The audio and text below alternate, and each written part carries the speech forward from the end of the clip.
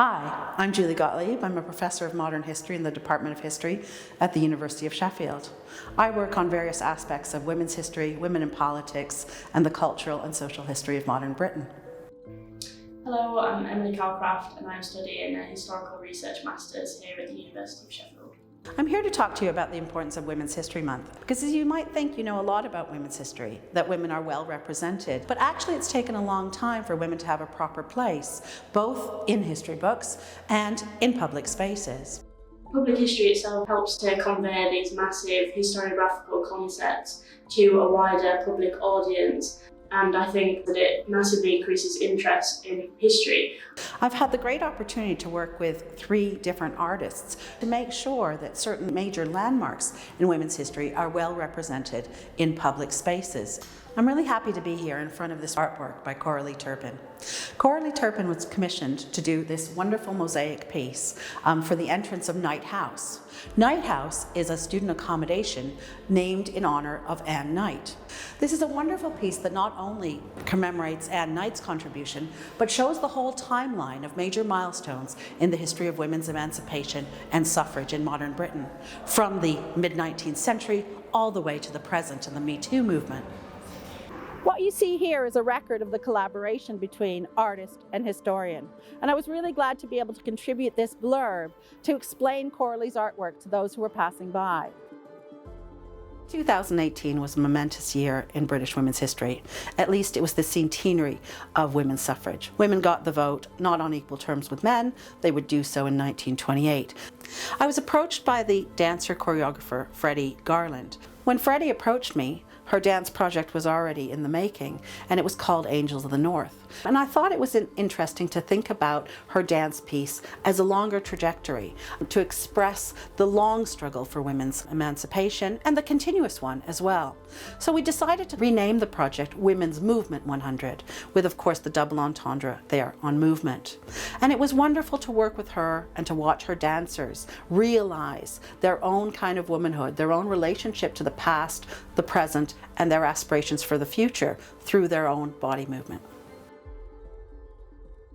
So in one of my research projects, I looked at women's football during and immediately after the First World War, up to the FA ban in 1921. The ban stayed in place until the 70s. Last year, with the women's victory in the Euros in England, historians actually pointed out that women's football wasn't just immediately blossoming, but it had already had an amazing stage in the past that has been translated to a public audience. It's even had sort of plaques at the games containing women's history, history of football in particular, and that was, I think, very important for people that were attending the games, allowed them to reflect on the processes that have created women's football, but the processes that have also sort of harmed women's football.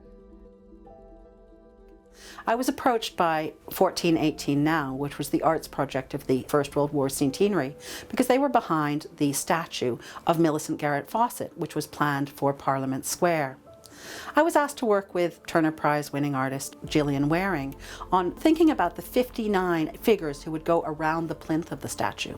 It was already decided that it would be Millicent Fawcett who would be on top of the plinth, but Gillian Wearing's conception was to do something much more democratic, to illustrate and to emphasize the many different people who contributed to this momentous achievement of getting the vote for women in 1918. That statue now stands in Parliament Square. It's the only statue of a woman in Parliament Square. The 59 figures around that plinth represents the breadth and depth of the suffrage movement. Since the commemoration of the 100 years since the suffrage campaigns and the Representation of People's Act, there's been a lot more public output of women's and gender historians, and a lot of that has come in a TV and film sense. The public are starting to get a greater perspective of what happened. Women's history in particular helps us to interpret the world around us. A lot of the struggles that women's history sought to point out, at least in an early stage, are still present today. Having Women's History Month is a kind of double-edged sword. It's great that we have this moment to pause and to think about the importance of women's history, to make sure that it's integrated into all walks of life, into public life, into academic life, into school life. But in a way, It's a shame that we still need that kind of time where we stop and pause to think about women. It would be much more reassuring if we didn't need Women's History Month anymore.